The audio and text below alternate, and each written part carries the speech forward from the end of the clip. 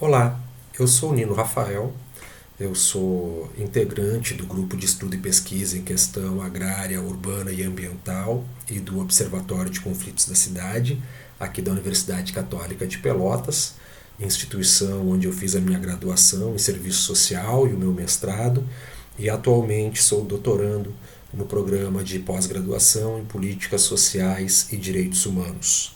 Esse vídeo que a gente está gravando, ele vem para dar sequência, então, à série de vídeos e textos que o nosso grupo de pesquisa tem elaborado nesse período de isolamento social e tem postado nas redes sociais no intuito de apresentar as reflexões que nós temos desenvolvido aí ao longo dos últimos anos e também apresentar um pouco dos trabalhos de pesquisa, dos trabalhos de extensão que o Observatório e o nosso grupo de estudos e pesquisas têm desenvolvido, né? O Observatório de Conflitos da Cidade e o grupo de pesquisa em questão agrária, urbana e ambiental, eles se fundamentam sobre os pilares, né, do ensino, da pesquisa e da extensão. Então nós trabalhamos em parceria com diversos cursos de graduação, não só da nossa instituição, mas de outras instituições com as quais nós temos aliança, como a Universidade Federal de Pelotas, né? E a gente trabalha então em aliança, né, com esses cursos, promovendo debates em diversos âmbitos, né, sempre relacionando aos temas da cidade. Também trabalhamos com pesquisa, somos estudantes de pós-graduação, muitos de nós somos bolsistas, como é o meu caso, e desenvolvem trabalhos de pesquisa sobre manifestações diversas da questão social. E também trabalhamos dando apoio e assistência técnica a diversos grupos colocados em situação de vulnerabilidade, né? Seja ela econômica, seja ela social, seja ela política, né? Então nós trabalhamos também nesse sentido através de projetos de extensão. Hoje, então, como eu coloquei anteriormente, eu venho aqui para dar sequência aos debates que nós temos apresentado através das mídias sociais. Desde já eu quero dizer que eu vou deixar nas descrições aqui do vídeo um link com uma entrevista que eu gravei com a professora a doutora Cristine Jacques Ribeiro, que é a coordenadora desses projetos, né? Tanto do observatório quanto do grupo de pesquisa. E nessa entrevista a professora ela vai falar então um pouco mais sobre o observatório. Eu vou deixar o endereço dessa entrevista aqui na descrição, e se você desejar conhecer um pouco mais o nosso trabalho, você pode clicar, assistir a esse vídeo. Também vai ficar aqui o link, né, com a nossa página no Facebook e também no Instagram, para que vocês possam nos acompanhar e quem sabe aí, se aproximar de nós e a gente possa estar construindo no futuro reflexões, né, e a gente possa estar construindo conhecimentos juntos, né. Eu vou apresentar hoje para vocês esse livro aqui, que é o Diálogos da Cidade. Esse material ele é o primeiro livro publicado pelo Observatório de Conflitos da Cidade, né? Então o título, né, Diálogos da Cidade, Experimentações Coletivas. A organizadora é a professora Cristine Jacques Ribeiro, que é a nossa coordenadora. E esse livro aqui, então, ele vai trazer, ele tem a apresentação feita pela professora Cristine, depois são 12 artigos que vão tratar do tema da cidade, né, e de forma múltipla, né, e ao final ele traz uma resenha do livro Le Droit de la Ville, né, O Direito à Cidade, de Henri Lefebvre, autor francês, que vai cunhar essa expressão, né, o direito à cidade, né, lá na década de 60, se eu não me engano, né? Então traz uma resenha desse livro também. Eu quero tratar sobre um texto que esse livro traz, que é o capítulo 12, e o título do texto é A Planificação do Programa Minha Casa Minha Vida e o Aumento das Comunidades em Situação Irregular em Pelotas. Esse texto ele foi escrito por mim e ele é parte, uma pequena parte, né, da minha dissertação de mestrado, que foi apresentada aqui no Programa de Políticas Sociais e Direitos Humanos da Universidade Católica. A minha dissertação, você acha ela, né, no banco de teses e dissertações do nosso programa de pós-graduação. O título dela é o Plano Perfeito, né, da retórica sobre o direito à moradia, a planificação do programa Minha Casa Minha Vida, a negação do habitar. Né? Então você encontra no nosso banco de teses e dissertações, e esse livro você também encontra ele no site da editora FI para download, né, de forma gratuita. Né? Todo o material que a gente produz, a gente procura sempre deixar ele da forma mais acessível possível para que as pessoas possam ter acesso a esse conhecimento e que a gente possa estar construindo reflexões de forma conjunta. Eu resolvi falar sobre esse texto hoje por conta desse período que nós estamos passando, né? Período de isolamento social por conta da pandemia do coronavírus, né? Do Covid-19, um vírus, né?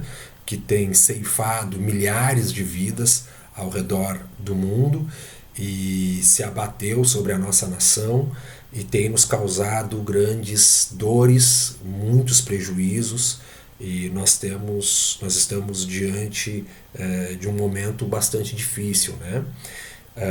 A Organização Mundial da Saúde e organismos internacionais e também nacionais, né, vem apontando que no momento a melhor alternativa que todos nós temos é o isolamento social, né, que é a forma de nós impedirmos a proliferação do vírus. Né? E aí, quando se trata do isolamento social, tem uma frase que tem sido muito repetida, né? Que é o fique em casa. Né? E é sobre essa questão que eu proponho a reflexão, pensando lá no que eu escrevi na minha dissertação de mestrado e no texto que eu publiquei nesse livro aqui, que fala então sobre a produção habitacional através do programa Minha Casa Minha Vida e o aumento das comunidades em situação irregular em Pelotas. Vejam como é complexa essa situação. Né? A gente está falando sobre produção habitacional e sobre o aumento de comunidades em situação irregular. Como assim? A gente produz moradia e aumenta e multiplica o número de pessoas que não têm acesso a ela. Né? Para entender melhor essa questão, a gente tem que fazer uma viagem histórica, né? E entender como que se desenvolve o problema da questão habitacional no Brasil.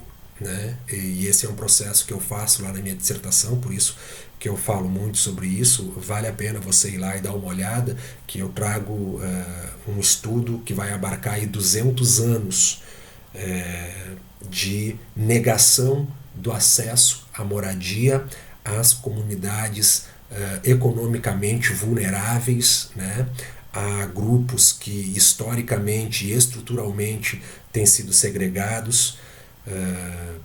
E a gente então vai tratar desde as primeiras ações desenvolvidas pelo Estado no sentido de negar, no sentido de expulsar, no sentido de segregar. A gente vai passar ali pelo meio do século XIX, tratando sobre a primeira legislação que vai falar sobre a questão das terras, né, a Lei de Terras de 1850 no Brasil, vai falar sobre o impacto disso no período da abolição, no pós-abolição, as políticas higienistas que são desenvolvidas, né?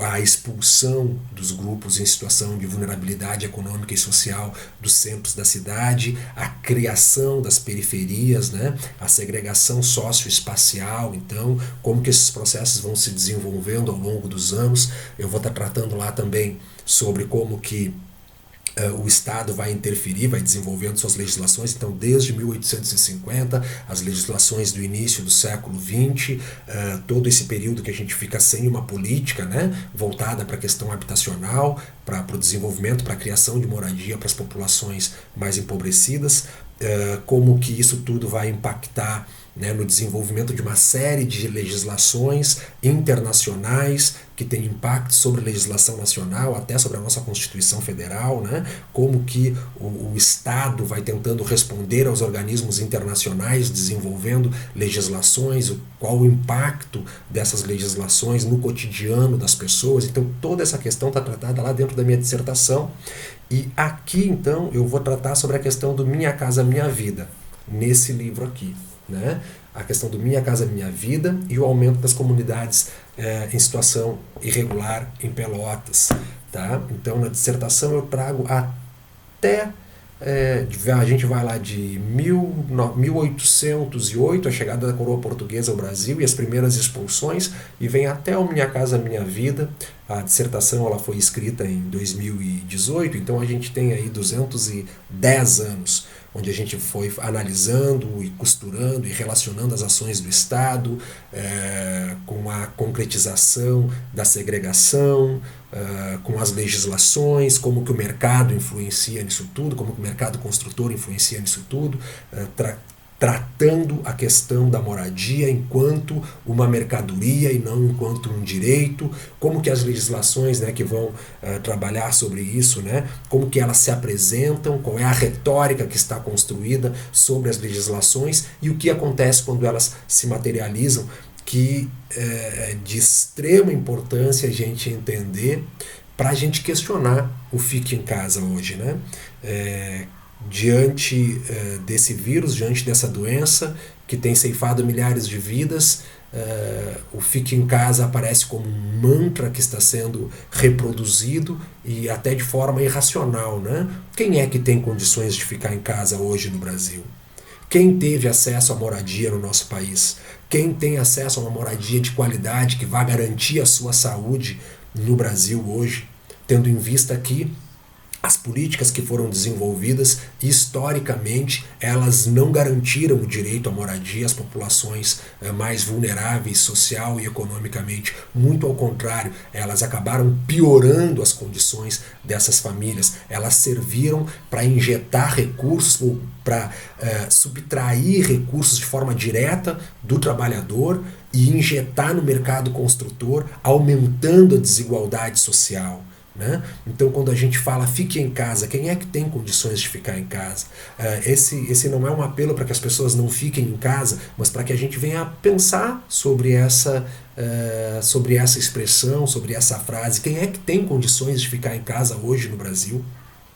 Quem tem condições de ficar em casa hoje no Brasil? Quem teve acesso a uma moradia de qualidade? Quem teve acesso à moradia digna, como está colocado nas legislações nacionais e internacionais. Isso é de grande peso em um momento como esse, quando a nossa população não tem acesso a saneamento, não tem acesso a esgoto, onde grande maioria da nossa população vive em residências, né? Onde os cômodos não comportam o tamanho das famílias, né? Então a gente vai ter aí famílias com um número grande de filhos que não tem quartos e essas crianças, esses jovens acabam ficando nos mesmos cômodos que os pais, residências sem uma boa estrutura, uma qualidade de habitabilidade, residência sem banheiro. E agora nos é cobrado que nós tenhamos uma higiene, né? Que a gente venha lavar as mãos, usar álcool gel, mas a população não tem acesso a recursos financeiros para adquirir esse material de higiene, a população na maioria das vezes não tem acesso à água para fazer a sua higiene. Então quem é que fica em casa? Quem está protegido nesse momento? Diante de 2 séculos de negação da moradia, diante de aí mais de 60 anos de legislações que tratam sobre a moradia enquanto um direito. E a gente vê, vez após vez, a questão da moradia sendo tratada enquanto mercadoria. Recursos sendo subtraídos dos trabalhadores para serem investidos no mercado construtor, que aumentam a desigualdade social.